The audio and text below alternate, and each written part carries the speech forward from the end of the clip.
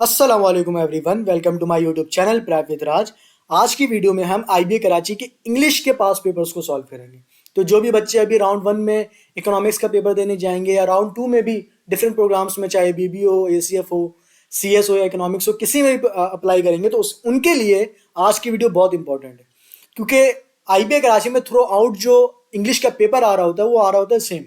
बहुत से बच्चे कह रहे होते हैं कि भाई सीएस आसान होती है, तो मुझे तो रिलेटिवली आसान होती है, लेकिन ये कंसिस्टेंट नहीं है। ठीक है, आईबीए का पेपर जो है इंग्लिश, अगर मैं 2025 की बात करूं तो उसमें इंग्लिश का पेपर बहुत आसान आया था। राउंड वन की बात कर रहा हूँ, बीबीएसीएफ की। लेकिन मैथमेटिक्स मुश्किल था, वर्ड प्रॉब्लम्स बहुत ज्यादा थे। लेकिन इंग्लिश बहुत आसान था रिलेटिवली। जो अगर आप पास्ट ईयर के उसकी पास्ट ईयर के अगर आप सीएस के पेपर उठाएं, उससे भी इजी था। तो अनएक्सपेक्टेड है। तो इसलिए आप किसी भी प्रोग्राम का उठाओ या किसी भी एयर का उठाओ, आपके लिए इंग्लिश के पास पेपर बहुत इंपॉर्टेंट है। क्योंकि बहुत से ऐसे वोकैब्स होते हैं, बहुत से ऐसे ग्रामर रूल्स होते हैं। देखो, ग्रामर क्वेश्चंस कभी भी सेम नहीं होंगे, ग्रामर रूल्स सेम आएंगे। ठीक है, क्वेश्चन मुख्तलिफ होगा, रूल सेम लग रहा होगा, लेकिन वोकैब टकराते हैं। ठीक है, तो आपको क्या करना है, जितने भी अभी मैं वीडियोस बनाता रहूंगा, ये पेपर सारे एयर्स के पेपर्स को देखना है, अच्छे से समझना है, सारे रूल्स को समझना है, कौन से रूल्स ज्यादा टेस्ट हो रहे हैं आईबीए कराची में। सब जगह का एग्रीमेंट का हो रहा है ज्यादा, या प्रोनाउंस का हो रहा है, या मॉडिफायर का हो रहा है, या पैसेज किस तरह से आ रहे हैं, कॉन्टेक्स्ट से ज्यादा आ रहा है या कॉन्टेक्स्ट से हट के ज्यादा आ रहा है, या कंसर्न पूछ रहा है आपसे। ये सारी चीजें एनालाइज करनी है और पेपर्स को अच्छे से समझना है, किस तरह से अटेम्प्ट कर रहा हूं मैं, वो आपको देखना है।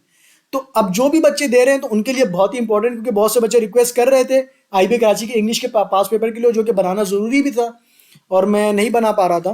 बट अब जो है हम तरीके से जो है एयर बाय एयर एक प्लेलिस्ट बनाता रहूंगा मैं, और ये इस एयर की पहली वीडियो और पेपर वन है। तो मैं रिक्वेस्ट करूंगा कि जो भी बच्चे अप्लाई कर रहे हैं तो वो ये पास ईयर के पेपर को जरूर देख कर जाएं। ठीक है, अब बिना वक्त जाया किए हम शुरू करते हैं। ओके, पेपर वन का क्वेश्चन नंबर वन है हमारे पास। अच्छा, ये सारे क्वेश्चंस जो अभी तक मैं देख रहा हूँ, ये ग्रामर और वोकेबलरी सेक्शन है। ठीक है, इसमें सारे जो 60 तक है आई थिंक, सारे वोकेबलरी है। अच्छा, एक बात मैं बता दूं, आईबी में जो वोकैब्स आते हैं वो दो तरह से आते हैं। पहला तो आपके पास इस तरह से सेंटेंस दिया हुआ होगा, चार ऑप्शंस होंगे आपके पास, और आप पुट करके देखोगे कि भाई कौन सा जो आंसर है वो इस सेंटेंस को करेक्ट जो है वो मीनिंग दे रहा है, मीनिंग क्रिएट कर रहा है। तो आप वो ऑप्शन चूज कर लोगे। दूसरा आपके पास आता है सीधा सीधा एक वर्ड, चार ऑप्शंस होते हैं आपसे, या तो सिनोनिम पूछता है या तो एंटोनिम पूछता है। ठीक है, तो फिलहाल यहाँ पे सेंटेंस वाला है तो हम सेंटेंस वाला करते हैं। क्वेश्चन को पढ़ते हैं। क्वेश्चन आपके पास लिखा हुआ है कि the crew of the air balloon dash the sandbags to help the balloon rise over the hill. मतलब समझ आ गया ना, मतलब सिंपल सा है कि भाई जो एयर बलून के जो क्रू मेंबर्स हैं उन्होंने जो है डैश किया सैंडबैग्स को। अब क्या किया वो ऑप्शन में देखेंगे। डैश किया, और वो डैश करने से क्या हुआ, to help the balloon rise. वो करने से जो आपके हेल्प हुई कि भाई आपका जो बलून जो है वो ऊपर चले जाए, राइज कर जाए ओवर द हिल, हिल से भी ऊपर। ठीक है, तो अब ऑप्शन देखते हैं भाई। पहला ऑप्शन है आपके पास कैपिसाइज, कैप्साइज्ड। अब कैप्साइज का जो मतलब होता है वो होता है ओवरटर्न अ बोट। ये तो हो ही नहीं सकता। ठीक है, सैंडबैग्स को आप कैसे ओवरटर्न करोगे, तो ऑप्शन ए तो कट गया। ठीक है, ऑप्शन बी पढ़ते हैं। ऑप्शन बी लिखा हुआ है जेटिसेंट। तो जेटिसेंट का मतलब होता है टू थ्रो गुड ओवरबोर्ड्स, यानी कि कोई चीज आप फेंक रहे हो। या फिर दूसरा वर्ड होता है आपके पास टू थ्रो समथिंग अवे, अपने पास से कुछ फेंक रहे हो, या होता है टू रिड्यूस द वेट। ये जो वर्ड है ना जेटिसेंट, मैंने एक वीडियो बनाई थी वोकेबलरी की। ठीक है, वोकेबलरी लिस्ट की फॉर आईबीए। तो मैंने दो लिस्ट दिए थे, एक सेट के दिया था और दूसरा मैंने आईबीए का 1000 लिस्ट दिया था। उसके अंदर जो है ये वर्ड जेटिजन मौजूद है। तो जिसको याद होगा 1000 वर्ड्स में, तो ये वाला क्वेश्चन बहुत ही आसानी से हो जाएगा। खैर, तो जेटिजन का मतलब होता है यार कि आप अपने वेट को कम कर रहे हो या फेंक भी रहे हो। ठीक है, थ्रो कर रहे हो। तो सैंड बैग्स आप, ठीक है, जाहिर सी बात है, आप अपने एयर बलून से सैंड बैग्स नीचे थ्रो करोगे या फेंकोगे, वेट को रिड्यूस करोगे, तो तभी आपका बलून जो है वो ऊपर जाएगा। तो ऑप्शन बी इसका आंसर हो गया। अगर आप सी और डी भी देखना चाहते हो तो देख लेते हैं। सी का मतलब होता है सैल्वेज, सॉरी, सी लिखा हुआ है सैल्वेजिट। जो भी आप प्रोनाउंस कर लो, इसका मतलब होता है टू रेस्क्यू प्रॉपर्टी। ठीक है, किसी डैमेज से, आफ्टर डैमेज। तो ये तो कॉन्टेक्स्ट से ही बिल्कुल मीनिंगलेस है, तो सी भी नहीं हो सकता। अब डी जो है ना, ऑगमेंट, ऑगमेंट का मतलब होता है इंक्रीज करना। अब अगर आप सैंड बैग्स को इंक्रीज करोगे तो वो बलून ऊपर थोड़ी जाएगा, वो तो नीचे आ जाएगा, वेट ज्यादा हो जाएगा अगर आप सैंड बैग्स को वो इंक्रीज करोगे। तो डी भी नहीं हो सकता, ऑप्शन बी इसका आंसर हो जाएगा। ठीक है, अब जल्दी जल्दी करते हैं क्योंकि दो तीन पेपर करने हैं हमें और एक में ही काफ़ी टाइम लग गया। अच्छा भाई 52 है हमारे पास, 52 में लिखा हुआ we were not fooled by his dash arguments, okay, his plans was obviously dash. अब ऑप्शन ए है आपके पास कोजेंट और ब्रिलियंट, ठीक है, इसका मतलब क्या होता है, कोजेंट का मतलब होता है कन्विंसिंग और ब्रिलियंट का मतलब होता है एक्सीलेंट, ब्रिलियंट का मतलब तो आपको पता ही होगा। अब ये अगर मैं पुट करूं, ठीक है, we were not fooled by his convincing argument, his plans was obviously excellent, तो ये ऐसा लग रहा है कि भाई जो आपका जो बिल्कुल कॉन्ट्राडिक्टरी सेंटेंस हो गया ना, ये बात अलग कर रहा है, ये कह रहा है कि भाई और ये उल्टा कह रहा है कि भाई ये एक्सीलेंट है, तो ये आपका जो है थोड़ा सा वो लग रहा है, कॉन्ट्राडिक्टरी लग रहा है, उलट लग रहा है, तो ऑप्शन ए नहीं हो सकता। बी आपके पास है हैकेंड और बैनाल, दोनों का मतलब होता है बोरिंग या फिर ओवर रिड्यूस, ठीक है, तो ये तो कॉन्टेक्स्ट से ही मीनिंगलेस है, तो बी भी नहीं हो सकता। सी में कह रहा है कॉन्वोल्यूटेड और लेबरेंथाइन, इस तरह से कुछ है, तो दोनों, एक का मतलब होता है कॉम्प्लेक्स और एक का मतलब होता है नो कंट्रास्ट, दोनों का I think meaning same same ही होता है, तो ये भी जो है बिल्कुल जो है कॉन्टेक्स्ट से हट के। लेकिन जो आखिरी वर्ड है जो है कि है स्पीशियस और अनटेनेबल, इसका मतलब क्या होता है, स्पीशियस का मतलब होता है मिसलीडिंग, ठीक है, तो अगर आप कह रहे हो कि we were not fooled by his misleading arguments, ठीक है, मिसलीडिंग अभी मैं यूज कर रहा हूँ, स्पीशियस भी यूज नहीं कर रहा अंडरस्टैंडिंग के लिए अपने। हिज प्लान वाज ऑब्वियसली, अब अगला वर्ड अनटेनेबल, अब अनटेनेबल का मतलब होता है इम्पॉसिबल टू डिफेंड, ठीक है, जाहिर सी बात है अगर we were not fooled by his misleading but logical, आप कहते हो कि ये मिसलीडिंग तो नहीं है बट लॉजिकल है, ठीक है, लॉजिकल है, तो आप कह रहे हो कि we were not fooled by his misleading but logical argument, his plan was obviously impossible to defend, जाहिर सी बात है, तो आप इसका ऑप्शन डी चूज करोगे। 53 पे चलते हैं। 53 कह रहा है कि Hawkins is dash in his field, no other contemporary scientist command the same respect, जो कि हॉकिन बंदा है, ठीक है, वो अपने फील्ड में जो है काफी इज्जत वगैरह कमा रहा है, लिखा हुआ है कि no other competitive scientist command the same respect, इसको कोई और साइंटिस्ट नहीं है जो इसको सेम रिस्पेक्ट मिल रहा है, तो जाहिर सी बात है रिस्पेक्ट की बात होगी, क्योंकि आगे यही कह रहा है ना कि किसी और कोई और साइंटिस्ट भी ऐसा नहीं है जिसको इस हॉकिन जैसा जो है उसको इज्जत मिल रही है, तो आप क्या करोगे, आप देखोगे ऑप्शन डाल के चेक करते हैं कौन सा ऑप्शन इस पे ठीक आ रहा है। तो 53 का पहला ऑप्शन है हमारे पास डिस्पैरेज्ड, डिस्पैरेज का मतलब तो क्रिटिसाइज होता है, अब अगर आप इसको क्रिटिसाइज कर दोगे तो फिर ये वाली बात तो अजीब सी हो गई कि भाई इसको यहाँ पे तो, अगर यहाँ पे तो ये लिखा हुआ है ना कि और जो साइंटिस्ट हैं उसको उस लेवल का इज्जत नहीं मिल रहा जितना हॉकिन को मिल रहा है, तो हॉकिन को तभी इज्जत मिलेगा ना जब क्रिटिसाइज नहीं होगा, उसकी तारीफ होगी, तो ये तो हो ही नहीं सकता, ठीक है। अब हम दूसरे ऑप्शन पे चलते हैं। अच्छा ये डिस्पैरेज भी हमारी लिस्ट में मौजूद है। दूसरा है हमारे पास इग्नोमिनियस, ठीक है, इसका मतलब होता है शेमफुल, तो जाहिर सी बात है अगर हॉकन अगर शेमफुल होगा फिर उसकी फिर जाहिर कहाँ से इज्जत होगी, तो बी भी नहीं हो सकता। सी है प्रीमिनेंट, प्रीमिनेंट का मतलब होता है आपके पास जो कि क्या कह सकते हैं उसको, आउटस्टैंडिंग कह लो, तो आप क्या कह रहे हो कि हॉकिंस जो है वो एक आउटस्टैंडिंग बंदा है अपने फील्ड में, तभी जो है वो बाकी साइंटिस्ट से जो है ना काफी रिस्पेक्टफुल है, तो इसका जो होगा ऑप्शन सी इसका आंसर हो जाएगा। नेक्स्ट पे चलते हैं। नेक्स्ट हमारे पास 54 है, लिखा हुआ the model paraded in front of the celebrities with dash it was impossible to tell that this was her first assignment, ठीक है, अब ऑप्शंस देखते हैं, ऑप्शन को पढ़ेंगे उसके बाद समझ आएगा। पहला ऑप्शन है हमारे पास पेनाशी, आप प्रोनाउंस कर लो या पेनाशी प्रोनाउंस कर लो, इसका मतलब होता है कॉन्फिडेंस होना, तो ये जो है अब सवाल पढ़ो, लिखा हुआ the model paraded in front of his celebrities with panache it was impossible to tell this was her first assignment, यानी कि ये जो मॉडल है, जो भी मॉडल है उसकी बात हो रही है कि वो जो है काफी वो है, कॉन्फिडेंट है, यहाँ पे कॉन्फिडेंट आएगा, ठीक है, अभी तक जो मैं आपको समझाना चाह रहा हूँ कि कॉन्फिडेंट आएगा इन फ्रंट ऑफ किसके, और भी बहुत सारी सेलिब्रिटीज हैं, जैसे देख लो यहाँ पे हुमायूं है, फहाद है, ठीक है, और कोई नई सेलिब्रिटी आई और वो उनके सामने बहुत ही कॉन्फिडेंट है, और ये बहुत ही इम्पॉसिबल है बताना कि ये जो नई जो मॉडल आई है उसका जो है पहला असाइनमेंट है या पहला प्रोजेक्ट है, तो जाहिर सी बात है आप कॉन्फिडेंट होगे तभी नहीं कर सकते ना, अगर आप नर्वस हो जाओगे तो फिर वो बंदा पहचान जाएगा यार ये इसका पहला पहला लग रहा है मुझे, तो उसका क्या होगा, ऑप्शन ए इसका आंसर हो जाएगा। देन आपके पास नेक्स्ट चलते हैं, लिखा हुआ the term lead pencil is a dash, pencils are filled with graphite not lead, ठीक है, अब ऑप्शंस देखते हैं, ऑप्शंस क्या कह रहे हैं। पहला ऑप्शन है हमारे पास मिसनोमर, ठीक है। तो मिसनोमर का मतलब क्या होता है? मिसनोमर का मतलब होता है कोई इनकरेक्ट नेम, ठीक है, तो या समथिंग इनकरेक्ट। तो यहाँ पे लिखा हुआ the term lead pencil is अ, अगर मैं लगा दूं मिसनोमर यहाँ पे, पुट करके देखता हूँ कि द टर्म लीड, ये जो लीड पेंसिल टर्म यूज हो रही है, लीड पेंसिल, वो एक मिसनोमर है। Pencil are filled with graphite not lead. तो ये बात बिल्कुल ठीक है, क्योंकि जो आप नाम यूज कर रहे हो, आप क्या एक आप लीड पेंसिल एक टर्म है ना यार, आप एक पेंसिल को कह रहे हो कि लीड पेंसिल है, और तो आप क्या कह रहे हो, ये एक मिसनोमर है, यानी कि इनकरेक्ट नेम है। क्यों इनकरेक्ट नेम है? क्योंकि जो आपका जो पेंसिल है वो तो ग्राफाइट से बना हुआ होता है, वो लीड से थोड़ी ना बना हुआ होता है, तो इसका ऑप्शन भी मिसनोमर हो जाएगा। ठीक है, समझ आ रहा है?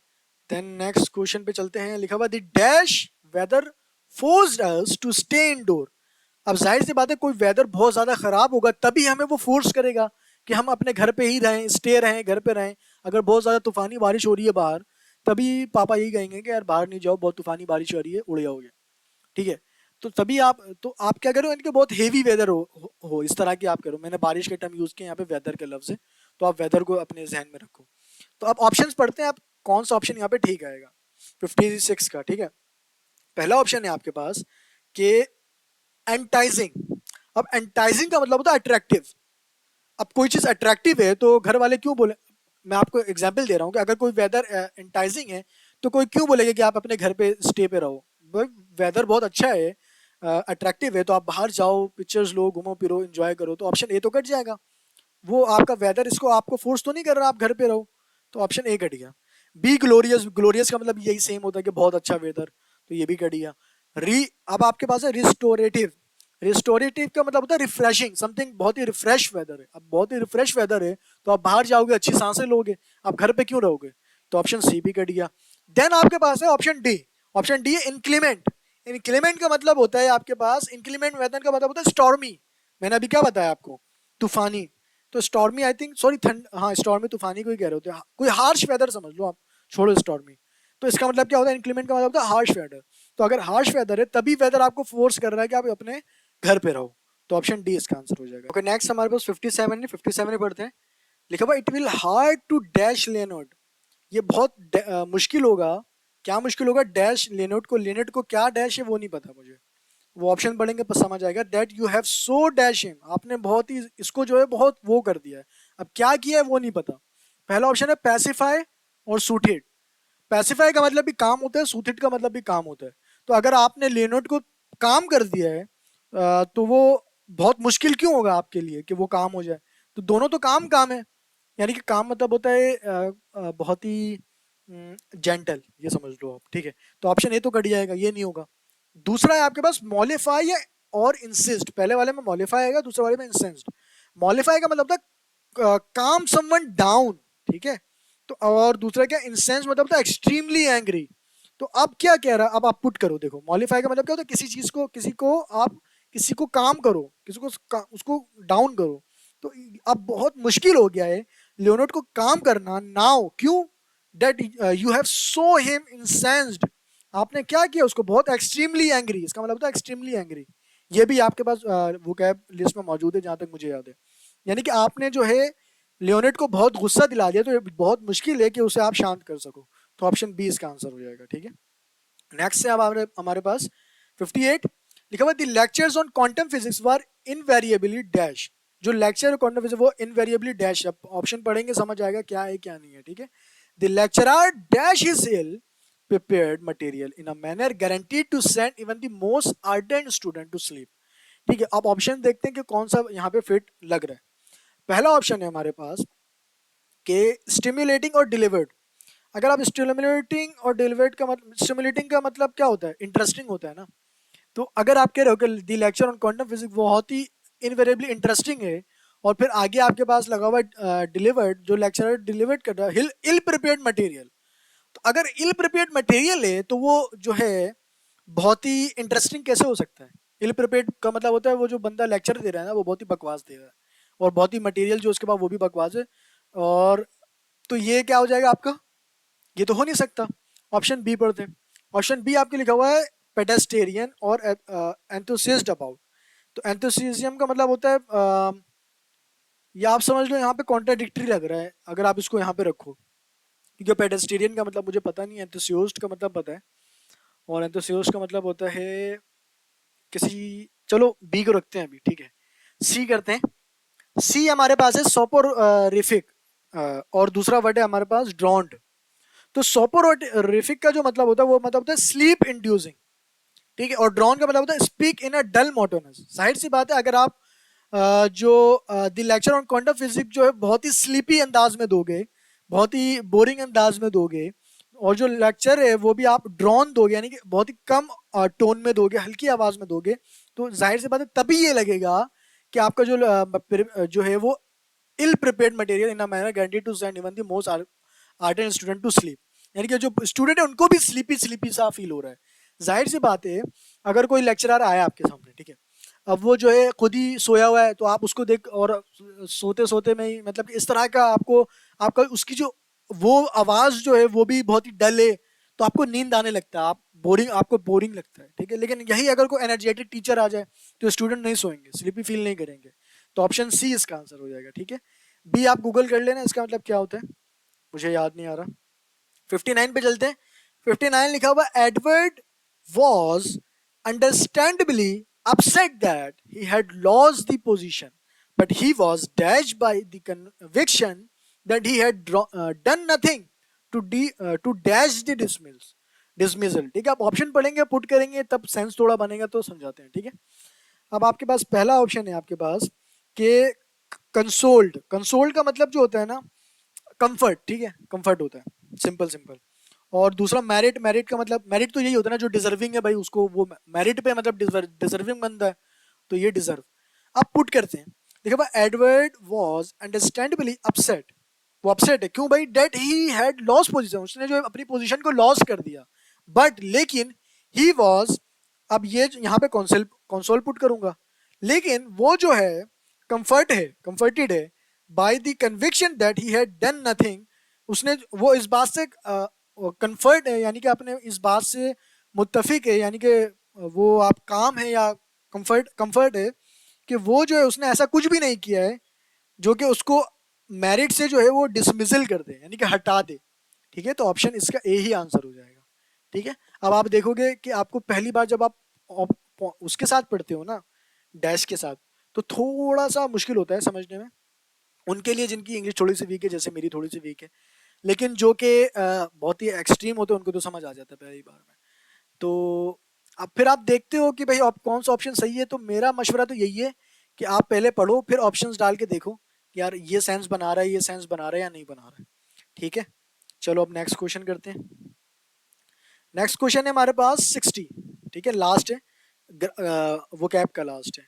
लिखा हुआ, एलियोनर, कोई बंदा होगा या बंदी होगी, dash to contract her negative feelings but only succeed in dash then. ठीक है, अब ऑप्शंस पढ़ते हैं। पहला ऑप्शन हमारे पास लिखा हुआ है ट्राइड और अलाइंग। ट्राइड का मतलब होता है कि कोशिश करना, ठीक है, और इसका मतलब होता है, अलाइंग का मतलब होता है रिड्यूसिंग या नो कोई, तो अगर आप पुट करो कि उसने कोई tried to contract her negative feeling but only succeed in, लेकिन वो सिर्फ सक्सीड हुई उसको मजीद गिराने में, तो ऑप्शन ए तो नहीं हो सकता। बी पढ़ते हैं। बी लिखा हुआ होप्ड, उम्मीद कर रहे हो आप, और मिटिगेटिंग लिखा हुआ है। इसका मतलब भी सेम होता है, मिटिगेट का मतलब भी रिड्यूस होता है, तो दोनों जब दोनों ही रिड्यूस रिड्यूस है तो बी भी कट जाएगा। सी आपके पास है डिजायर्ड और एमेलियोरेटिंग, ठीक है। तो डिजायर्ड का मतलब तो आपको पता है, और एमेलियोरेटिंग का मतलब होता है इम्प्रूव, लेकिन डिजायर्ड आप यहाँ पे नहीं पुट कर सकते, ठीक है। आप क्योंकि ये डिसाइड नहीं कर रही है ना अपने फीलिंग, जो उसकी नेगेटिव फीलिंग है वो उससे डिसाइड नहीं, उससे जो कंट्रैक्ट कर रही है वो डिसाइड नहीं कर रही है, तो सी भी नहीं कर हो सकता। अब डी पढ़ते हैं। डी लिखा हुआ एंडेवर्ड और इंटेंसिफाइंग। पहले वाले का मतलब है ट्राइड हार्ड, बहुत ही जो है मेहनत कर रही है, ट्राइड हार्ड, तो यहाँ पे वही लगेगा, ठीक है। आप डिसाइड नहीं कर रहे हो नेगेटिव फीलिंग से, आप अपना ट्राइड हार्ड, एलियोनर जो है वो ट्राइड हार्ड कर रही है to contract her negative feeling, अपने नेगेटिव फीलिंग को कॉन्ट्रैक्ट करने के लिए, बट ओनली, लेकिन वो सिर्फ सक्सीड हुई in his what, intensifying. Intensify मतलब मेकिंग स्ट्रॉन्गर, और वो सक्सीड हुई सिर्फ और सिर्फ अपने आप को स्ट्रॉन्गर बनाने के लिए, ठीक है, मेकिंग स्ट्रॉन्गर इन देम। तो आपका ऑप्शन डी आंसर हो जाएगा, ठीक है। उम्मीद करता हूँ समझ आ गया होगा। अब हम चलते हैं ग्रामर वाले सेक्शन पे। ओके, अब ग्रामर करते हैं। पहला क्वेश्चन है हमारे पास, a conjunction is used to connect words and sentences together. अब जो कंजंक्शन है वो वर्ड्स को भी कनेक्ट करता है और वो सेंटेंस को भी कनेक्ट करता है, लेकिन सीन ये है कि वो वर्ड्स और वर्ड्स को कनेक्ट करता है और सेंटेंस को कनेक्ट करता है, वो वर्ड्स और सेंटेंस को कनेक्ट नहीं करता। लेट्स सपोज अगर आप कह रहे हो एक वर्ड है, ठीक है, एक वर्ड मैं कह देता हूँ कि भाई वुड है, और यहाँ पे कोई सेंटेंस है। अब वो सेंटेंस और वर्ड कनेक्ट नहीं होता, बल्कि वर्ड से वर्ड कनेक्ट होता है और सेंटेंस से सेंटेंस कनेक्ट होता है। तो इस वजह से आप यहाँ पे एंड नहीं लगाओगे, आप यहाँ पे और का लफ्ज इस्तेमाल करोगे, ठीक है। तो ये आपके पास, और टुगेदर तो आएगा ही। ऑप्शनल भी, आप ऑप्शनल भी रख सकते हो, लेकिन क्योंकि सेंटेंस में है तो आप लोगे, ठीक है। तो ऑप्शन बी इसका आंसर हो जाएगा। नेक्स्ट हमारे पास है, Antony coming alongside Cleopatra ship climb abroad without seeing or being seen by her. अब ग्रामर में सीन ये चेक करना है कि भाई ऑप्शन में जो है गड़बड़ कहाँ है। ऑप्शन में देखो कह रहा है कि क्लाइम अब्रॉड विदाउट सीइंग से हो रहा है, ठीक है। तो अब देख लेते हैं भाई, पहला वाला climb abroad without seeing or being bye हर, पहला वाला तो वही ऑप्शन है जो कि सेम था यहाँ पे। दूसरा भी आई थिंक सेम है बिल्कुल। तीसरा तो विदाउट सेलिब्रेटा सीइंग हिम, तो हिम तो हो ही नहीं सकता, ये वाला तो ऑप्शन होगा ही नहीं, ठीक है। Boarded boarded without being seen by her, अच्छा ऑप्शन ए भी हो सकता है, लेकिन मैं ऑप्शन डी को चूज करूंगा। क्यों? क्योंकि ये रिडंडेंसी का ऑप्शन है, यानी कि आप जो जुमला है वो बहुत बड़ा है और आप उसको क्या कर रहे हो, आप उसको उस फ्रेज को कम कर रहे हो, छोटा कर रहे हो, ठीक है। ये मैंने ग्रामर रूल्स में पढ़ाया हुआ रिडंडेंसी। एक और रूल पढ़ाया था मैंने, वो वर्डिनेस पढ़ाया था आई थिंक। यानी कि अगर आपके पास कोई वर्ड है, जैसे आप कोई सेंटेंस कह रहे हो कि द रीजन इज, और फिर उसी जुमले में आगे आप कह रहे हो बिकॉज ऑफ, तो भाई तो आप इनमें से कोई एक वर्ड निकाल दोगे, या तो रीजन निकाल दोगे या तो बिकॉज ऑफ निकाल दोगे, क्योंकि दोनों का मतलब सेम है। यानी कि आप किसी एक को भी यूज करोगे आपको समझ आ जाएगा कि आप किसी एक चीज का रीजन दे रहे हो, ठीक है।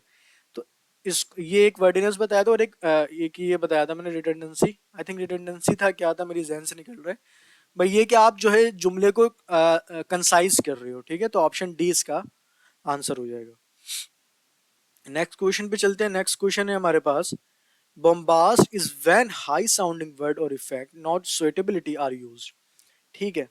ऑप्शंस पढ़ते हैं, ऑप्शन समझ आएगा पढ़ के। अब सबसे पहले तो देखना है गड़बड़ शुरू कहाँ से हो रही है। गड़बड़ यहाँ से शुरू है, देखो बॉम्बास्ट यहाँ पे है और इज वैन से ये लोग शुरू कर रहे हैं। तो अगर आप बॉम्बास्ट को देखो गौर से, तो बॉम्बास्ट क्या है? बॉम्बास्ट जो है वो एक एडजेक्टिव है, ठीक है। तो इसका अगर मैं यूज करूं इसको नॉन फ्रेज, क्योंकि नाउन है और नॉन फ्रेज है, ठीक है। तो ठीक है, अब इसको ऑप्शंस देखते हैं। पहला तो is when how sounding word और इफेक्ट, ऑप्शन ए है, ये तो सेम है जो कि ऊपर वाला था, ठीक है।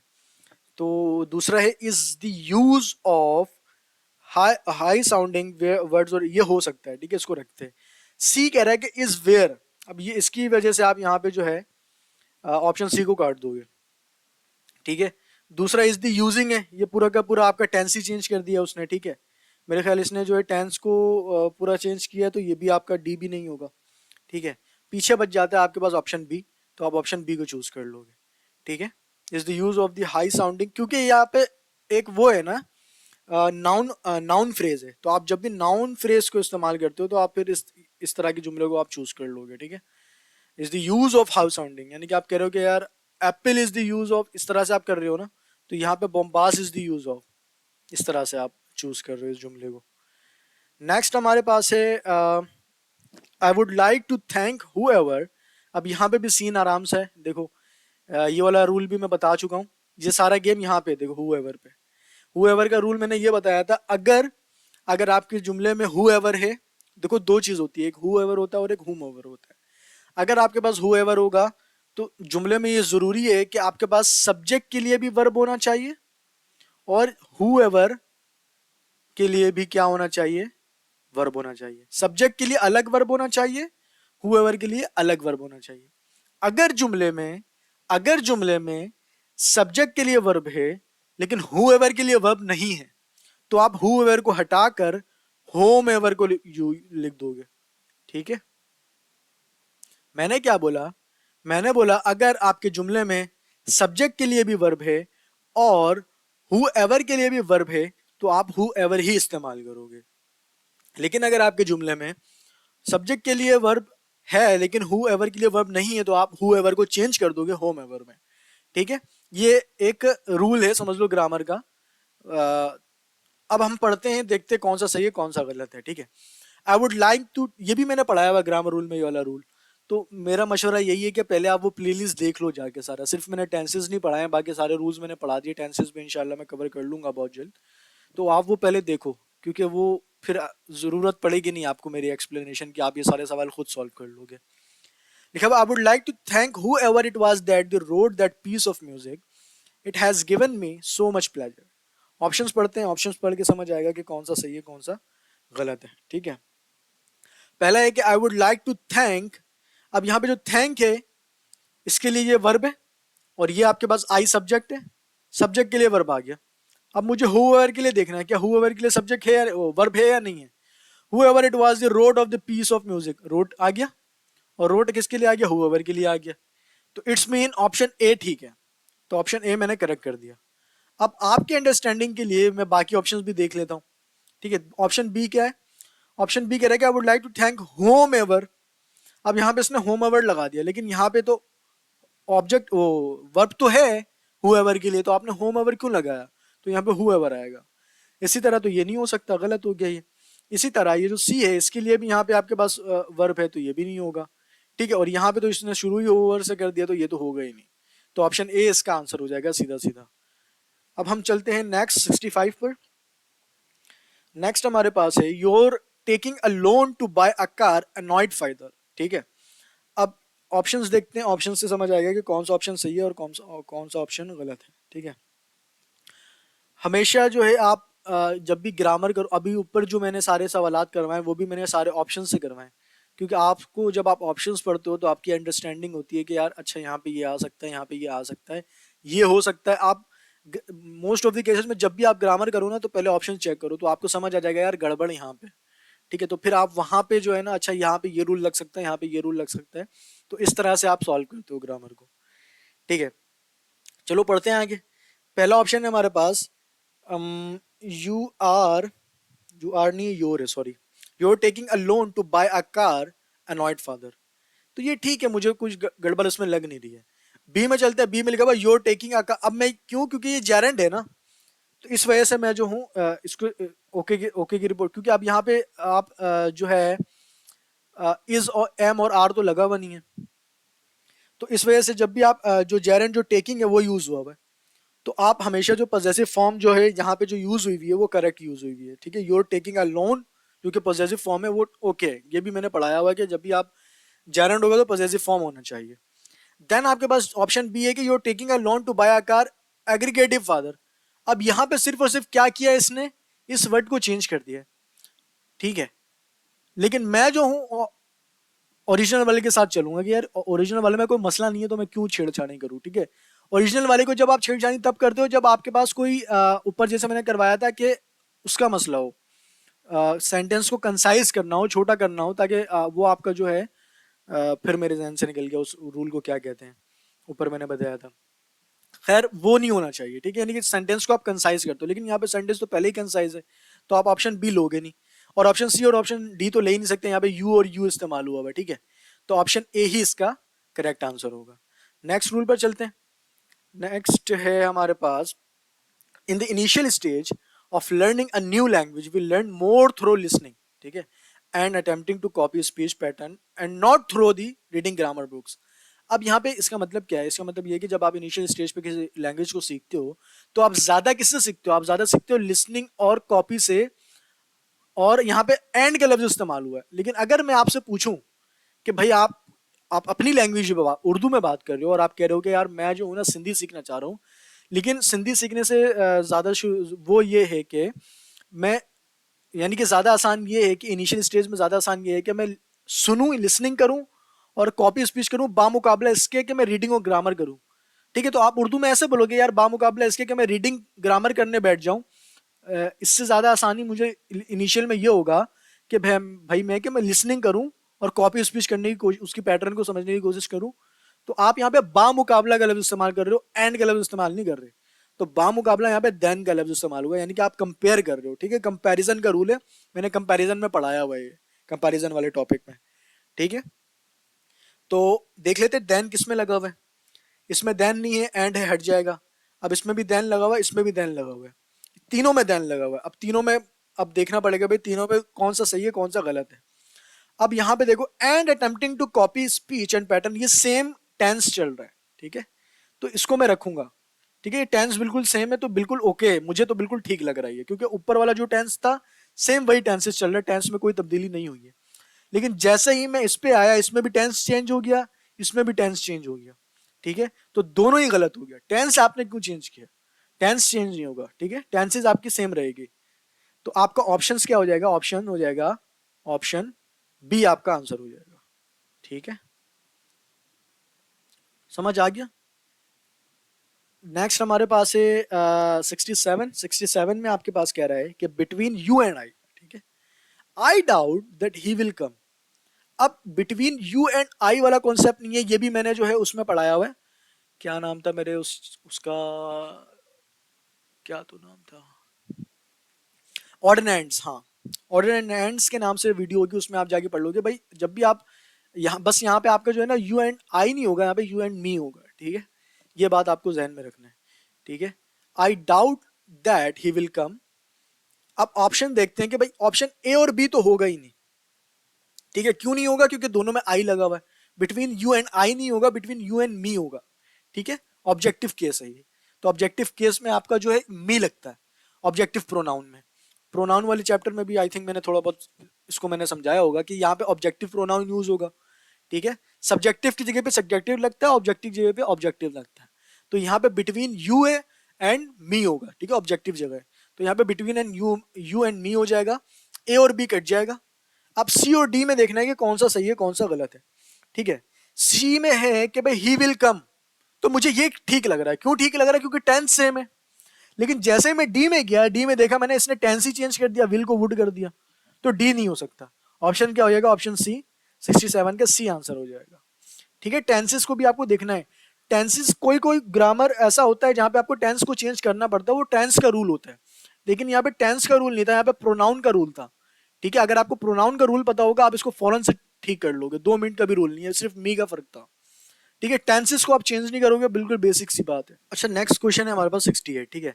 68 पढ़ते हैं। 68 में क्या कह रहा है कि work that is not finished is work is not finish is not work at all, it is merely a botch, a failure, ठीक है। अब आप इसको गौर करने वाली क्या बात है, मैंने बोला ऑप्शंस देखोगे समझ आ जाएगा यार ये मसला किसका है। मैंने ऑप्शंस देखा, मैंने बोला यार मॉडिफायर का मसला है सारा गेम यहाँ पे, इट इज मोरली बॉच। अब यहाँ पे देखेंगे क्या मॉडिफायर ठीक भी है या नहीं है, या मॉडिफायर ठीक यूज हुआ हुआ भी है या नहीं हुआ हुआ है। तो मैंने जब पढ़ा इसको, तो इसका मतलब मुझे ये समझ आया कि भाई work is that is not finish is not work at all, it is merely a botch a failure, यानी कि जो काम जो खत्म ही नहीं हुआ है वो काम हरगिज नहीं है, ठीक है, ये एक नाकामी है। ये मतलब है सिंपल सा इसका, है ना। तो इसमें आपने क्या मॉडिफाई क्या किया है इसको, ये तो ये महज एक नाकामी है, एक नाकामी, ये दोनों ये बात एक ही है ना, ठीक है। आपने कहा कि महज एक वो एक फेलियर है और वो एक नाकामी है, तो आपने इस बात को मॉडिफाई थोड़ी किया है, पीछे वाले जुमले को आपने मॉडिफाई थोड़ी किया है। मॉडिफायर आप तब यूज करते हो जब आप पीछे वाले जुमले को जो है ना मजीद उसको बता रहे हो। लेट्स सपोज अगर मैं एक वर्ड पे बताता हूँ, मैं कह रहा हूँ कि भाई आपने लिखा एप्पल, ठीक है, फिर आप क्या करोगे, आप कॉमे के अंदर लिखोगे रेड एप्पल, ठीक है, या आप रेड एप्पल की जगह लिख दोगे भाई come from Sargodha, sorry Sargodha से तो ऑरेंज आता है ना, चलो सरगोदा लिख लो, कम फ्रॉम सरगोदा, ठीक है, ये लिख दिया मैंने। तो अब इसका मतलब ये थोड़ी है कि यार आपने क्या किया, आपने एप्पल को मजीद बता दिया कि भाई जो ये एप्पल है ना ये सरगोदा से आया है, ठीक है। अगर आप ये नहीं भी बताओ तब भी ये एप्पल ही है, तब ये ऑरेंज नहीं बन जाएगा, तब भी ये एप्पल ही रहेगा। तो आपने क्या किया, इसको मॉडिफाई करके मजीद उसकी इंफॉर्मेशन दे दी। तो यहाँ पे जो है आप कोई मजीद इंफॉर्मेशन तो दे नहीं रहे हो, सिंपल सी बात कर रहे हो। तो आपका ऑप्शन ना ए होगा, ना बी होगा, ना ही सी होगा, क्योंकि तीनों में जो है मॉडिफायर यूज हुआ होगा और इसमें मॉडिफायर लगेगा ही नहीं। तो ऑप्शन डी इसका आंसर हो जाएगा, ठीक है। ये रूल भी आपको मॉडिफायर वाले वीडियो में मिल जाएगा, तो आप वो जरूर देखिएगा जाके। नेक्स्ट हमारे पास है pollution and degradation of environment is according to the commission report a matter of universal concern, ठीक है। अब ऑप्शंस देखते हैं कि भाई गड़बड़ कहाँ है, मसला कहाँ आ रहा है, फिर हम उसको ऑप्शंस को देखेंगे, ठीक है। Is according, is according, is according, are according, ठीक है, सारा मसला यहाँ आ रहा है। अब ये जो है ना, मैंने जैसे ही ऑप्शंस देखा मुझे समझ आ गया यार सब्जेक्ट वर्क एग्रीमेंट का कोई केस है ये, ठीक है। तो सब्जेक्ट वर्क एग्रीमेंट का केस कैसे आप समझेंगे, और अब यहाँ सारे पे इज लगा हुआ है, इज लगा हुआ है, एक में लगा हुआ है आर। मैंने बोला यार ये सब्जेक्ट वर्क एग्रीमेंट का केस है। अब देखते हैं कि भाई यहाँ पे इज लगेगा या आर लगेगा। लिखा हुआ pollution and degradation, pollution and degradation, यानी दो की बात हो रही है, पॉल्यूशन की भी बात हो रही है और डिग्रेडेशन की भी बात हो रही है। जब मैं पढ़ा रहा था सब्जेक्ट एग्रीमेंट मैंने इस तरह से बताया था, ए एंड बी इस तरह से कुछ करके मैंने बताया था जहां तक मुझे याद है। तो यानी कि ये एक सब्जेक्ट है, वो बी दूसरा सब्जेक्ट है। जब दो सब्जेक्ट को आप ज्वाइन कर रहे हो तो फिर आप उसको प्लूरल ट्रीट करोगे, ठीक है। यानी कि पॉल्यूशन एंड डिग्रेडेशन ये दोनों प्लूरल सब्जेक्ट है। तो जब प्लूरल होगा तो आपका जो वर्ब होगा वो भी प्लूरल होना चाहिए, लेकिन यहाँ पे तो सिंगुलर लगा हुआ, इज लगा हुआ है, तो आप क्या कर दोगे, आर कर दोगे, ऑप्शन डी इसका आंसर हो जाएगा, ठीक है। चलो अब नेक्स्ट करते हैं। अच्छा नेक्स्ट क्वेश्चन है हमारे पास, क्वेश्चन नंबर 70, ठीक है। क्वेश्चन नंबर 70 में कह रहा है कि denim jeans were originally were not so much as fashion statement as for their being practical work clothes. Options पढ़ते हैं, देखते हैं कि भाई ग्रामर में मसला क्या है। जब हमने पढ़ा तो मैंने देखा कि भाई denim jeans were originally were not so much as, statement तक सब कुछ सेम है, सारे ऑप्शंस जो है स्टेटमेंट तक सारे सेम है, लेकिन मसला आ गया यहाँ पे एज पे, बर्ड पे, बर्ड पे, एज पे, ठीक है। तो अब आप ऑप्शंस को पढ़ के समझोगे भाई कि भाई कहाँ पे मसला क्या आ रहा है, आप जब समझोगे तभी समझ आएगा यहाँ पे एज लगेगा या बट लगेगा। तो जब मैंने पढ़ा लिखा हुआ कि denim jeans were originally worn not so much as a fashion statement, यानी कि जो डेनिम जीन्स असल में जो फैशन के बयान के तौर पर इतनी जो है मकबूल नहीं पहचानी जाती थी, या नहीं पहचानी जाती थी या मकबूल नहीं होती थी। अब आप आगे क्या कहोगे, जितना के जो है अमली कपड़े, जो अमली काम के जो कपड़े होने की वजह से वो इतनी मकबूल नहीं थी। तो आप यहाँ पे क्या कहोगे, आप जितना के का लफ्ज इस्तेमाल करोगे, आप लेकिन तो नहीं कहोगे कि लेकिन इसके वे, तो आप यहाँ पे जितना के का लफ्ज इस्तेमाल करोगे, यानी कि आप एज इस्तेमाल करोगे ना कि बट इस्तेमाल करोगे, ठीक है। तो जब आप ऑप्शंस देखोगे, बट ऑप्शन बी में है ये कट गया, ऑप्शन सी में है ये कट गया, लेकिन जब आप ऑप्शन ए और डी देखो दोनों में एज है। अब आप देखोगे कि सेंटेंस स्ट्रक्चर, सेंटेंस टेंस कौन सा सेम है। देखो यहाँ पे बीइंग है, यहाँ पे फॉर देम बीइंग है, यहाँ पे फॉर दियर बीइंग है, लेकिन ओरिजिनल टेक्स्ट क्या है हमारा, ओरिजिनल टेक्स्ट हमारा ये फॉर दियर बीइंग, तो फॉर दियर बीइंग तो ये है, तो ऑप्शन ए इसका आंसर हो जाएगा, ना कि डी होगा, ठीक है। नेक्स्ट फिर से हमारे पास वोकैबुलरी आ गई है। अच्छा ऊपर मैंने जितने भी वोकैबुलरी करवाए थे वो सेंटेंस वाले थे, ठीक है, और ये सारे रियल पास पेपर्स के सवाल आते हैं, ठीक है। तो अब ऑप्शंस देखते हैं कौन कौन सा ऑप्शन सही है कौन कौन सा गलत है। ये तो सिंपल सा होता है, ये अगर आपको रट्टा लगा हुआ होगा तो आपको पता होगा, ठीक है। सिनोनिम पूछ रहा है, एंटोनिम नहीं पूछ रहा, मोस्ट सिमिलर मीनिंग क्या होगा, ठीक है। पहला है आपके पास अनप्रेपोजेजनिंग, ठीक है, इसका मतलब सीधा सीधा होता है अगली, ठीक है, नॉट अट्रैक्टिव, तो ऑप्शन ए ही इसका आंसर हो जाएगा। नेक्स्ट आप अपने पास नोट करते चले जाओ। नेक्स्ट आपके पास टुर्बेट है, टुर्बेट आपके उसमें जो लिस्ट मैंने दी है 1000 वर्ड्स उसमें मौजूद है, ठीक है। टुर्बेट का मतलब होता है क्लाउडी समथिंग या मडी समथिंग, ठीक है, या मर्की समथिंग, तो आपका मर्की हो जाएगा यहाँ पे, ऑप्शन बी हो जाएगा, ठीक है। पोर्टेबल भी जो है लिस्ट में मौजूद है, ठीक है। पोर्टेबल का मतलब होता है आपके पास ऐसी ड्रिंक जो आप पी सकते हो, ठीक है, सेफेबल ड्रिंक, तो ये ऑप्शन, हाँ ऑप्शन सी हो जाएगा, ड्रिंकेबल, यानी कि जो ऐसी ड्रिंक जो आप पी सकते हो। देन आपके पास है फ्लैग्रेंट।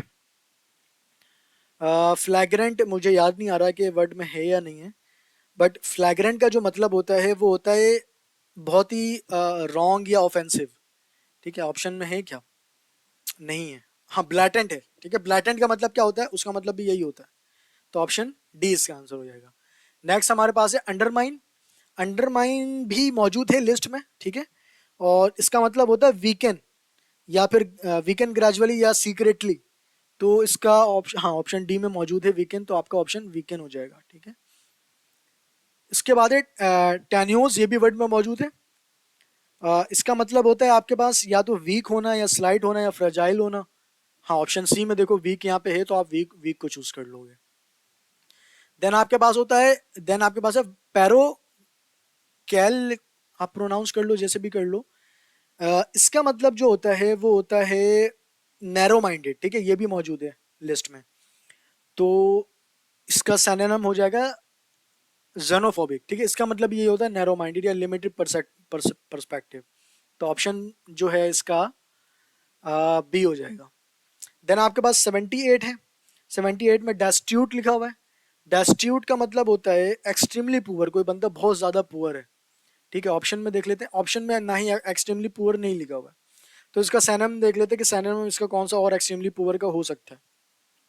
ये देखो यहाँ पे जो लिखा हुआ है ना इम्पोवरिज्ड, इसका मतलब होता है एक्सट्रीमली पुअर, ठीक है, तो आप इसको चूज कर लोगे। देन आगे चलते हैं। देन टैसिट है। टैसिट भी आई थिंक जहां तक मुझे याद है मौजूद है लिस्ट में। टैसिट का मतलब होता है समथिंग या क्या मतलब होता है इम्प्लाइड, लेकिन आप एक्सप्रेस नहीं कर सकते हो, बट नॉट एक्सप्रेसिव, ठीक है। हाँ, तो ऑप्शन सी देखो, अनस्पोकन लिखा हुआ है, ठीक है, तो आपका ऑप्शन सी हो जाएगा, अनस्पोकन। देन आपके पास लास्ट है पैलिएटिव, ठीक है। पैलिएटिव का मतलब होता है सिम्टम्स, ठीक है। जैसे आपको बीमारी हुई, तो अब आप कह रहे हो कि यार इसकी ना पैलिएट्स नजर आ रहे हैं, यानी कि अब आपको सिम्टम्स दिखने लग रहे हैं। तो ऑप्शंस और सिम्टम्स तो है नहीं ऑप्शन में।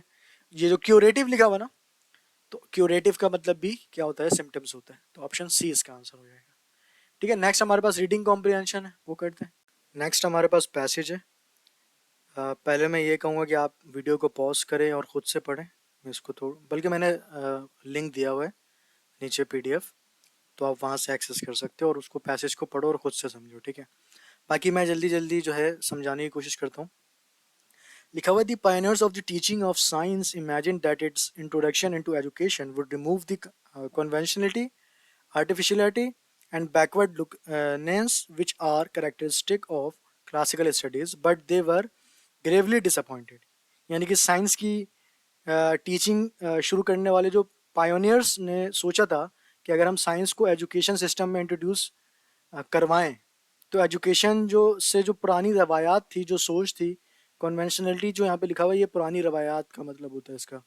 आर्टिफिशियल तरीके से जो पास्ट फोकस अप्रोच एक चल रहा था, एक लैटिन अप्रोच चल रहा था, वो ख़त्म हो जाएगा। यानी कि जो क्लासिकल स्टडीज चल रही थी वो ख़त्म हो जाएगी अगर मैं क्या करूँ, साइंस को इंट्रोड्यूस कर दूँ, ठीक है। यानी कि जो लैटिन और ग्रीक लिटरेचर वगैरह थी उसकी बात हो रही है यहाँ पे। लेकिन उनका ये ख्याल गलत साबित हुआ और वो बहुत मायूस हुए, ठीक है। देन आगे लिखा हुआ, so too in their time had the humanists thought that the study of the classical authors in the original would banish at once the dull pedantry and superstition of medieval socialism, ठीक है। इसका मतलब ये कि इस तरह से पहले जो ह्यूमनिस्ट ने भी जो है सोचा था कि अगर लोग क्लासिकल ऑथर्स को जो है ओरिजिनल लैंग्वेज में पढ़ें, ठीक है, जो क्लासिकल ऑथर्स तो उनको अगर अपने ओरिजिनल लैंग्वेज में पढ़ें, तो जो मिडल एजेस की जो बोरिंग जो ट्रेडिशन, स्कॉलरली ट्रेडिशन और जो सुपरस्टिशन थी ना, सुपरस्टिशन को मैं क्या बोलूँ, कुछ ऐसी चीज़ें हैं जैसे हिंदी में कहते हैं ना अंधविश्वास, तो वो ख़त्म हो जाएगी, ठीक है। लेकिन वो भी गलत साबित हो गया, ठीक है।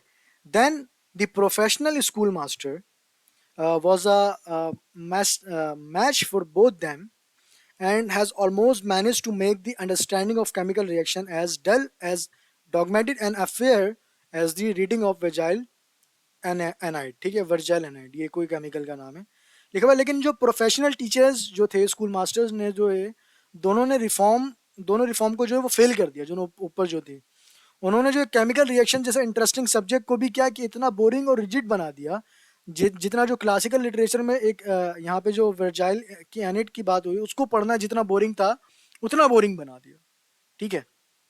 समझ आ गया। यानी कि इसका अगर मैं मेन आइडिया सीधा सीधा बताऊं, लिखा हुआ कि भाई टीचर ने जो साइंस को भी जो है ना बहुत ही बोरिंग और रिजिड बना दिया, बस सिंपल सा ही है। देन आगे लिखा हुआ है the chief claim for the use of science, sorry नीचे वाला, for the use of science in education is that it teaches a child something about the actual universe in which he is living. यानी कि science को जो है education में include करने की जो सबसे बड़ी वजह यह है कि ये बच्चों को असल दुनिया, जो रियल यूनिवर्स है, उसके बारे में नॉलेज देती है, ठीक है। आगे लिखा हुआ making him acquainted with the result of scientific discovery। Science बच्चों को साइंटिफिक डिस्कवरीज के रिजल्ट से फैमिलियर करवाती है। And at this same time teaches him how to think logically and inductivity by studying scientific method. और साथ ही बच्चों को लॉजिकल और इंडक्टिव थिंकिंग भी सिखाती है, सिखानी चाहिए, ठीक है, और साइंटिफिक मेथड के जरिए ही सिखानी चाहिए। सिंपल सी ये बात लिखी हुई है। आगे क्या लिखा हुआ a certain limited success has reached in the first of these aim but practically none at all in the second. यानी कि पहला एम जो कि साइंटिफिक नॉलेज देना था वो थोड़ा बहुत ही अचीव हुआ, ज़्यादा नहीं हुआ। लेकिन जो दूसरा एम था, दूसरा एम क्या था, साइंटिफिक थिंकिंग सिखाना, वो बिल्कुल अचीव नहीं हुआ। ठीक है, आगे लिखा हुआ है अब कैसे नहीं हुआ, आगे पढ़ते हैं। आगे लिखा हुआ है those privileged members of the community who have been through a secondary or public school education may be expected to know something about elementary physics and chemistry of 100 years ago। यानी कि जो प्रिविलेज स्टूडेंट्स थे, ठीक है, वो secondary या public school में जो है पढ़ते हैं, उनको 100 साल पुरानी फिजिक्स या उनकी जो केमिस्ट्री की जो थोड़ी बहुत बेसिक नॉलेज होती है, बस वो है। लेकिन आगे क्या कह रहा है, but they probably know hardly more than a brighty boy can pick up from hobbies। लेकिन उनकी जो नॉलेज है वो इतना भी ज़्यादा नहीं होती जितना एक इंटेलिजेंट लड़का जो है वो अपनी हॉबी से, जैसे उसके हॉबी में कोई रेडियो हो जाए, यानी कि वो रेडियो या कोई साइंस एक्सपेरिमेंट उसके हॉबी में हो, ठीक है, वो कोई चीज़ें करता रहे। जैसे जैसे छोटे बच्चे होते हैं ना, कार खोल के मोटर वगैरह बनाने लगते हैं, वो अपने हॉबी से सीखते हैं कि इसके अंदर मोटर होता है, इसके अंदर ये होता है, ये इस तरह से चलता है। तो ये वही बात कर रहा है कि वो अपने हॉबी से खुद ज़्यादा सीखते हैं, वो ये बात कर रहे हैं। ठीक है, आगे चलते हैं।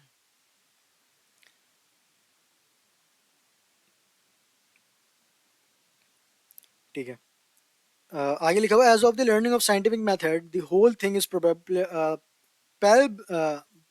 अ फार्स। फार्स का मतलब आई थिंक मजाक होता है।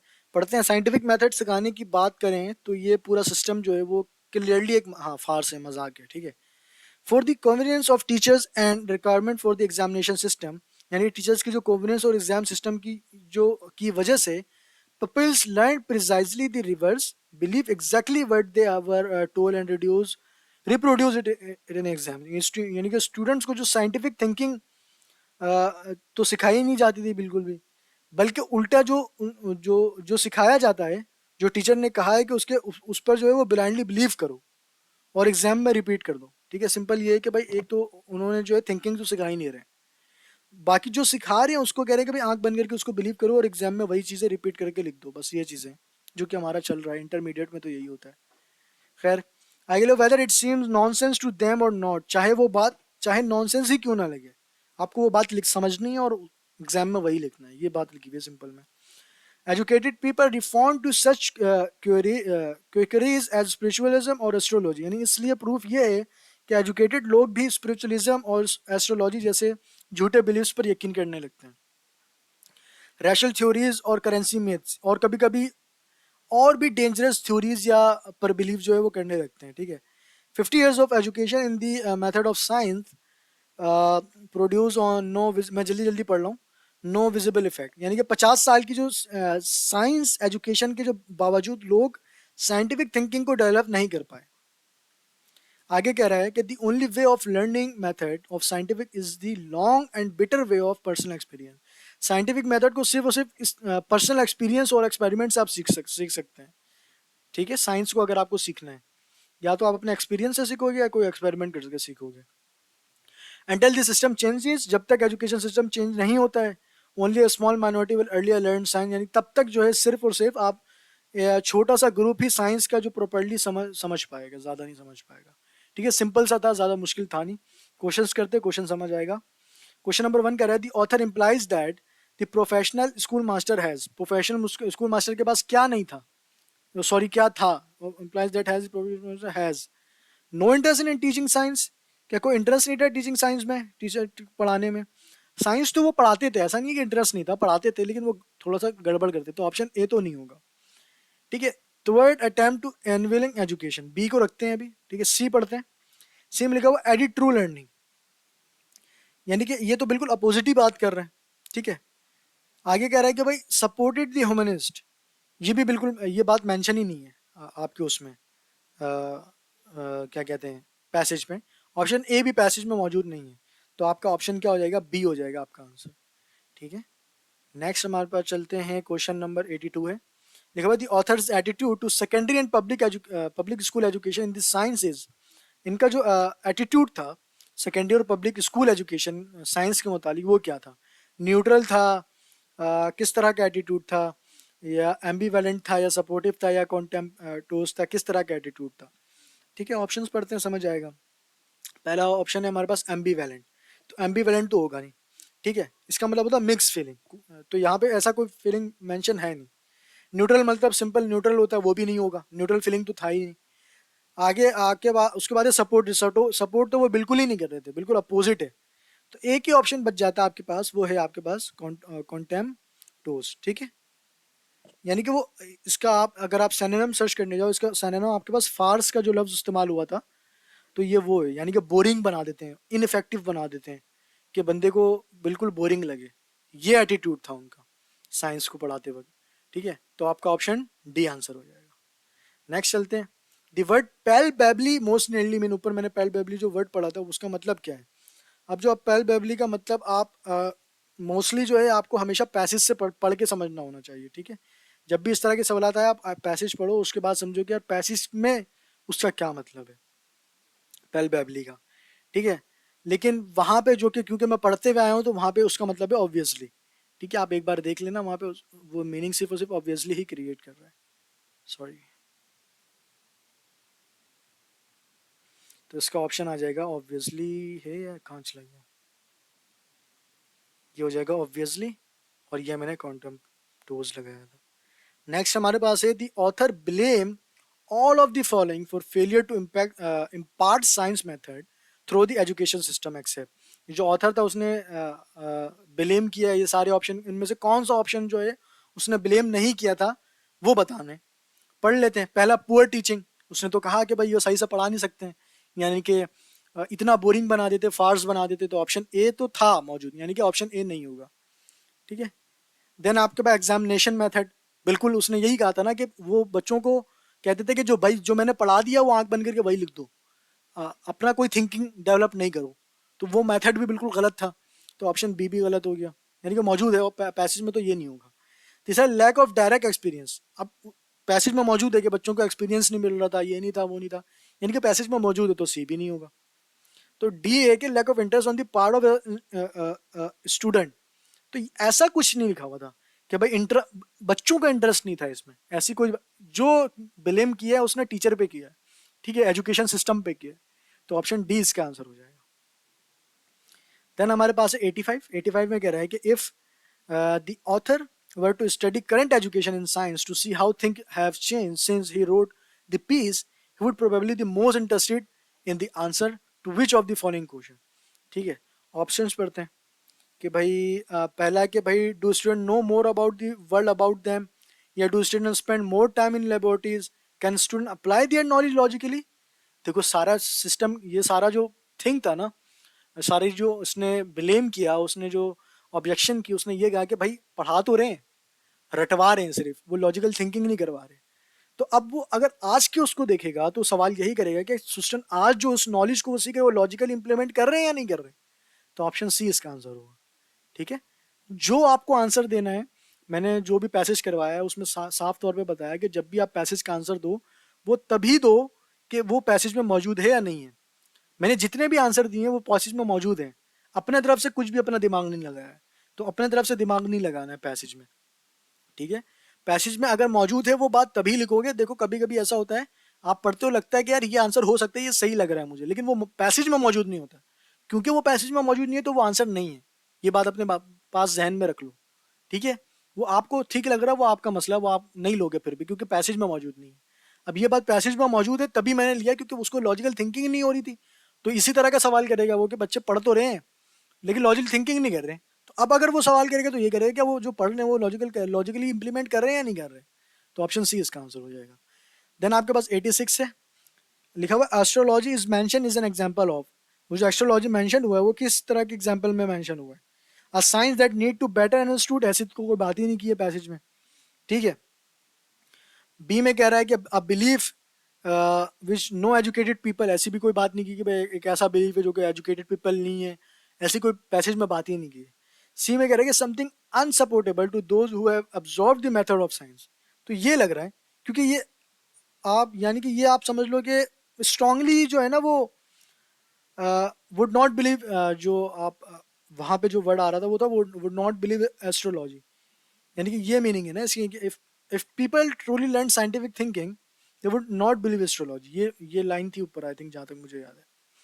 तो इसका आंसर जो होगा सीधा सीधा सी हो जाएगा। अगर आप इसको नहीं भी समझ रहे हो अभी, तो अभी डी की तरफ चलते। ए और बी तो हमने काट दिया क्योंकि पैसेज में मौजूद नहीं था। डी पे चलते थे। डेंजर तो उसने बताया ही नहीं है, ठीक है। द ग्रेविट डेंजर टू सोसाइटी, ऐसी कोई सोसाइटी के लिए कोई डेंजरस नहीं है, इतनी बड़ी बात नहीं की है उसने। तो सी मिल गया something unsupportable to those who have absorbed the method of science. उनके लिए अनसपोर्टेबल था जिसने साइंस को जो है ऑब्जॉर्व किया था। तो ये बात ऊपर की है पैसेज में। तो ऑप्शन सी क्या हो जाएगा, आंसर हो जाएगा इसका। फिर आपके पास है 87, all of the following can be inferred from the text. ये सारे जो है पैसेज से हैं, लेकिन कोई एक ऐसा है जो कि पैसेज से नहीं है, एक्सेप्ट वो क्या है, पढ़ते हैं समझ आ जाएगा। पहले लिखा हुआ at the time of writing not all children receive a secondary school education. ये बात ऊपर की भी है पैसेज में, तो ऑप्शन ए नहीं होगा, क्योंकि वो देना है कि जो नहीं बात हुई भी पैसेज में। बी में कह रहा है the author find chemical reaction interesting. उसने केमिकल रिएक्शन को इंटरेस्टिंग पाया, इंटरेस्टिंग पाया। The author think scientist implied, ठीक है ठीक है, ये भी हो सकता है, ठीक है, क्योंकि पैसेज में मौजूद था, उसने किसी केमिकल इंटरेस्टिंग रिएक्शन का भी नाम लिया था, ठीक है। सी पढ़ते हैं। सी में लिखा हुआ है science teaching has imported has some knowledge fact to some children. ठीक है, ये बात भी बिल्कुल ठीक है। वो जो नॉलेज तो दे रहा था बच्चों को, ये बात तो फैक्ट नॉलेज जो था वो तो दे रहा था, यानी कि रटने तो कह रहा था वो। तो ऑप्शन सी भी सही है। डी में कह रहा है कि it is relatively easy to learn scientific method. ये ऐसी कोई बात नहीं कर रहा था कि, ठीक है, कि भाई ये रिलेटिवली इजी है साइंटिफिक मेथड समझने के लिए, ठीक है। ऊपर आई थी एक उसकी एक अपोजिट थी, जो था कि, क्योंकि मैंने नोट्स बनाया हुआ है, long and bitter way to personal experience, ऊपर एक लाइन थी, वो आप जाके देखोगे। तो ये सिंपली जो है वेरी डिफिकल्ट है, so it is very difficult to learn. तो ऑप्शन डी नहीं होगा इसका आंसर। ये बिल्कुल अपोजिट है, जो टैक्स हमने पढ़ा उसके अपोजिट है। टैक्स में ऐसी कोई बात मौजूद नहीं है, तो ऑप्शन डी इसका आंसर हो जाएगा। अच्छा भाई, नेक्स्ट हमारे पास पैसेज 2 है। मैं फिर से कहूंगा कि पैसेज 2 आप एक बार खुद से पढ़ो, खुद से समझो, क्वेश्चंस को खुद से अटेम्प्ट करो। बाकी मैं जल्दी जल्दी पढ़ के आप लोगों को समझा देता हूँ, ठीक है। पैसेज 2 में लिखा हुआ है कि erosion is regarded not merely as the physical removal of soil by water and wind, but rather as a deterioration of all the component part of the habitat in which man and his crops and livestock have to exist। क्या मतलब इस बात का? Arisen को, arisen क्या है मुझे नहीं पता, अभी पढ़ेंगे तो समझ आएगा। देखो भाई, एरिजन को सिर्फ पानी और हवा के जरिए मिट्टी का हट जाना नहीं समझा जाता था। आई थिंक एरिजन कोई तूफानी टाइप कुछ है।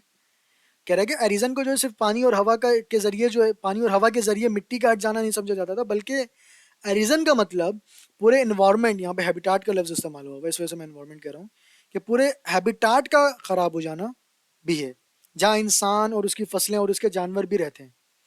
ये एरिजन सिर्फ सॉइल लॉस नहीं करती है, बल्कि पूरे इकोसिस्टम को डिटोरिएटेशन कर देती है। आई थिंक खराब कर देती है, इसका मतलब मुझे नहीं पता।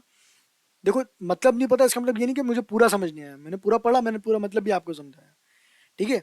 क्या मतलब है? मतलब ये है कि भाई एरिजन जो है वो एक सिर्फ एक पानी और हवा के जरिए मिट्टी के, जमीन से मिट्टी को हटा देने का कोई वो नहीं है, बल्कि एरिजन का मतलब है कि पूरे इन्वायरमेंट, पूरे हैबिटाट का जो खराब हो जाना है, जहाँ इंसान रहते हैं उसकी जो फसलें वो खराब हो गई, और जो जानवर रहते हैं वो सारे मर गए या खराब हो गए।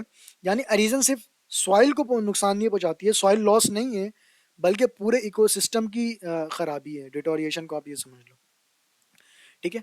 फिर आगे क्या कह रहा है? Since there is no conclusive since there is no conclusive evidence for any major climatic change in historic time to explain deterioration, ठीक है। यानी कि हिस्टोरिक टाइम में या तारीखी दौर में जो है क्लाइमेट में जो कोई बड़ी चेंज का कोई ऐसा सॉलिड प्रूफ हमें मिला नहीं है अभी तक, जो एनवायरमेंट की डिटोरिएशन को एक्सप्लेन करे, ठीक है। आगे कह रहा है we must conclude that the eroding of the total environment has been due to primarily thoughtless destruction of vegetative cover। यानी कि इसलिए हमें ये कंक्लूड करना चाहिए कि जो इन्वायरमेंट की जो रीजन का जो मेन रीजन है वो वेजिटेशन है, यानी कि प्लांट और ट्रीज का सोच समझकर बगैर डिस्ट्रक्शन है, ठीक है। यानी इंसान ने प्लांट्स और ट्रीज को डिस्ट्रॉय किया है, जिसकी वजह से इन्वायरमेंट खराब हुआ। आज भी क्लाइमेट चेंज क्यों होता है? दरख्तें कट रही हैं जंगलों से, इस वजह से। तो ये इसी इनडायरेक्टली यही बात कर रहा है कि लोगों ने जो है प्लांट्स और ट्रीज को जो है डिस्ट्रॉय किया है, काटा, इस वजह से आपका जो क्लाइमेट हुआ है वो चेंज हो गया। आगे कह रहा है कि this has led to deterioration of the micro climate above and below the surface, यानी कि वेजिटेशन की डिस्ट्रॉय होने की वजह से, वेजिटेशन यहाँ पे वही है प्लांट और ट्रीज का कटना, उसकी वजह से जो माइक्रो क्लाइमेट है यानी कि लोकल क्लाइमेट जो है, जो क्लाइमेट कंडीशन है वो भी खराब हो गए, जमीन के ऊपर ऊपर और नीचे दोनों। ठीक है। फिर कह रहा है generally the direction of a generally drawing out of the soil, इसका जो रिजल्ट ये हुआ कि जो सॉइल ग्रेजुअली ड्राई होना शुरू हो गई, जो आपकी मिट्टियां थी वो ड्राई होना शुरू हो गई, which has expose it erosive action of wind and rainfall. जो जब सॉइल ड्राई हो गया तो वो हवा और बारिश की एरिजन के लिए जो ज़्यादा जो है वो एक्सपोज हो गई। ठीक है। आइए कह रहे हैं loss of the organic matter in the soil, इस प्रोसेस की वजह से जो सॉइल के अंदर जो ऑर्गेनिक मैटर थे, जो ऑर्गेनिक मैटर जो मौजूद थे वो भी कम हो गए उस सॉइल के अंदर से, इस प्रोसेस की वजह से।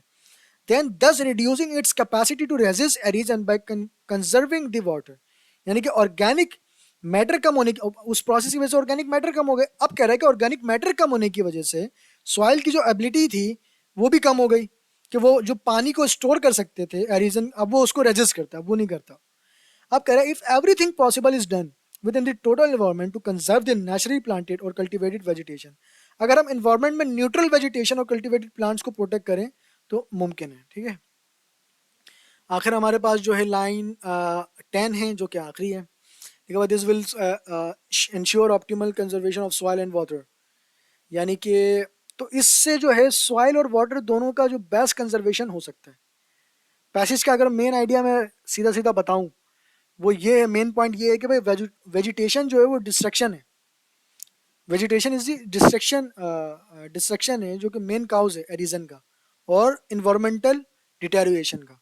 वेजिटेशन क्या है? मैंने बोला प्लांट और एनिमल का कटना। और सॉल्यूशन क्या है? हम वेजिटेशन को प्रोटेक्ट करें। ठीक है। Protect vegetation to protect soil and water, जब हम उसको प्रोटेक्ट करेंगे तो सॉइल वाटर भी प्रोटेक्ट हो जाएगा। इस प्रोसेस की वजह से सॉइल खराब हो गया ना, उसने बताया। तो आप जब आप प्लांट काटोगे नहीं, मजीद बढ़ाओगे, मजीद ट्रीज को ग्रो करोगे, तो इससे आपकी जो प्रोसेस है ओके हो जाएगी। बस ये मेन आइडिया को, और कुछ भी नहीं है इसके अंदर। ठीक है। अब क्वेश्चंस पढ़ते हैं, क्वेश्चंस को पढ़ के देखते हैं कि क्या सीन है क्या नहीं है। हाँ, एक वीडियो बनाई हुई है how to attempt passage and how to attempt unseen passage और पोम। ठीक है, दोनों पे बनाई हुई है। तो अगर आईबीएम में पोम भी आता है पैसेज भी आता है, उनके मूड पे। कभी कभी पैसेज पोम एक साथ दे देंगे। जैसे कि मैं अगर लास्ट ईयर की बात करूं, मैं राउंड 2 की, आप इको का पेपर देने जा रहे हो ना, राउंड 2 के इको के पेपर में एक भी पोम नहीं आई थी। 2 पैसेज थे, एक आर्टिफिशियल इंटेलिजेंस पे आई हुई थी, वो ए। ठीक है। बट मैं आपको बता दूं, एक एआई पे आई हुई थी और एक आई थिंक क्लाइमेट चेंज पे ही आई हुई थी। ठीक है। तो 2-3 पैसेज थे और बाकी ग्रामर था और वोकैबलरी थी, सेम इसी तरह का पेपर था। लेकिन अगर आप राउंड 1 पर जाओ तो राउंड 1 में जो है पोम भी आया हुआ था। पोम कौन सा था? पोम वही मैंने जो आपको प्लेलिस्ट बनाई हुई है, पास्ट ईयर पोम वाली, कुबला खान वाली, ऑल फॉर लव, उन्हीं उन्हीं में से आया हुआ था। ठीक है। तो इस तरह से आता है उनके मूड पे, तो आपको करके सब जाना है। तो इस अभी आपको, आप वो वीडियो जाके देखोगे किस तरह से अनसिन पोम को अटेम्प्ट करना है। पहले आपको पढ़ना है, फिर क्वेश्चंस देखने हैं, फिर आपको अगर आपको नहीं समझ आता फिर आप दोबारा पढ़ना है। सिर्फ 2 बार पढ़ने से ज़्यादा नहीं पढ़ना। और किस तरह से पढ़ना वो मैंने बताया, और अभी आपके सामने मैंने पढ़ के भी दिखा दिया किस तरह से पढ़ना है। ठीक है। अब पैसेज के सवालात करते हैं। पहला क्वेश्चन हमारे पास लिखा हुआ है कि it is argued in the passage, क्या आर्ग्यूड इन द पैसेज है, that the impoverishment of the world's habitat is dash. ठीक है। अगर आप पैसेज को पढ़ा था ऊपर ठीक से, पैसेज में क्लियरली एक लाइन लिखी हुई थी, वो ये थी कि erosion is due to primarily thoughtless destruction of vegetative cover. ठीक है। तो अब ऑप्शंस पढ़ते हैं। अब first and foremost due to the man's and responsible abuse of the vegetable cover of the earth. ठीक है। तो ऑप्शन ए इसका आंसर हो जाएगा।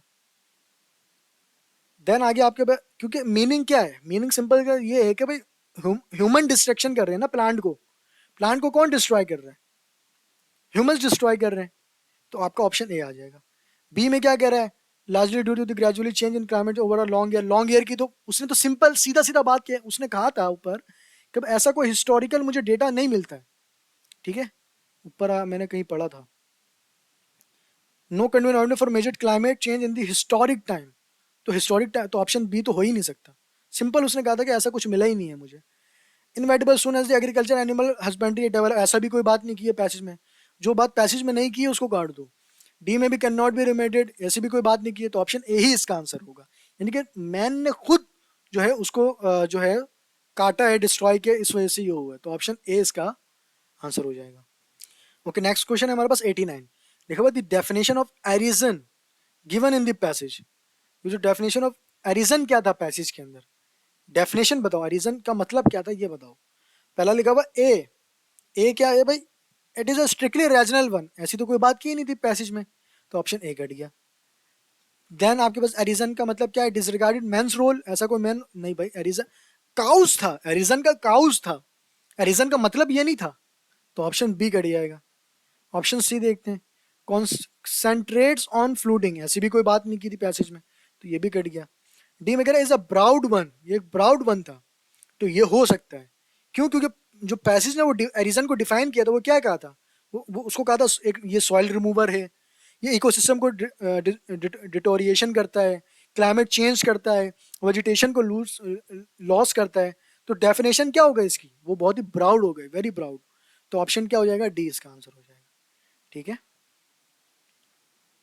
देन आपके पास हम चलते हैं नेक्स्ट पे, 90 है हमारे पास। It is pointed out in the passage that the loss of organic matter in the soil, जो हमने पैसेज में पढ़ा है कि लॉस ऑफ ऑर्गेनिक मटेरियल जो हो रहा है इन द सॉइल, आगे क्या आएगा, led to the destruction of the world's vegetable cover, क्या आंसर होगा, ये होगा 90 का, या बी में लिखा हुआ is direct result of insufficient rain, या ये होगा इरेवर्सिबल प्रोसेस, ये होगा, या फिर has made soil more suspecting to erosion, या ये होगा। देखो ऑप्शन ए तो हो नहीं सकता, ऑप्शन ए में कह रहा है led to the destruction of the world's negative vegetative cover, तो ये तो नहीं होगा। देन दूसरी बात कह रहा है, क्योंकि पैसेज में ये बात नहीं है इस वजह से मैं काट रहा हूँ, is a direct result of insufficient rain, ऐसी भी पैसेज में कोई बात नहीं कर रही कि भाई रेन नहीं हो रहा है इस वजह से हो गया, बारिश हो नहीं हो रही है, ऐसी तो कोई बात नहीं की। सी में कह रहा है कि इरिवर्सिबल प्रोसेस, ये कोई इरिवर्सिबल प्रोसेस है इस वजह से, कोई प्रोसेस नहीं है, ऐसा कोई डेटा भी नहीं है कि पता चले कि यार ये एक प्रोसेस होता हुआ है, तो ऐसा कोई नहीं है, तो सी भी नहीं होगा। डी में कह रहा है has made soil more susceptible to erosion, हाँ सॉइल जो है ना बन जाता है ऐसा एरिजन, यानी पैसेज में कहा था ना कि loss of organic matter reduces soil's ability to resist erosion, ये लाइन ऊपर मौजूद है उसमें, तो इसका मतलब क्या है, जो आपका सॉइल है वो ज्यादा वल्नरेबल बन गया है एरिजन के लिए, तो ये वही चीज है सस्पेक्ट टू एरिजन, तो ऑप्शन डी इसका आंसर हो जाएगा। ठीक है, यहाँ पे हमने पेपर 1 कर लिया है, अब हम चलते हैं नेक्स्ट पेपर 2 की तरफ। अगर आपको कोई गलती लगती है या कोई क्वेश्चन है इस पेपर के रिलेटेड, तो कमेंट बॉक्स ओपन है, आप क्वेश्चंस करें मुझसे, सवाल पूछें जितना पूछ सकते हैं।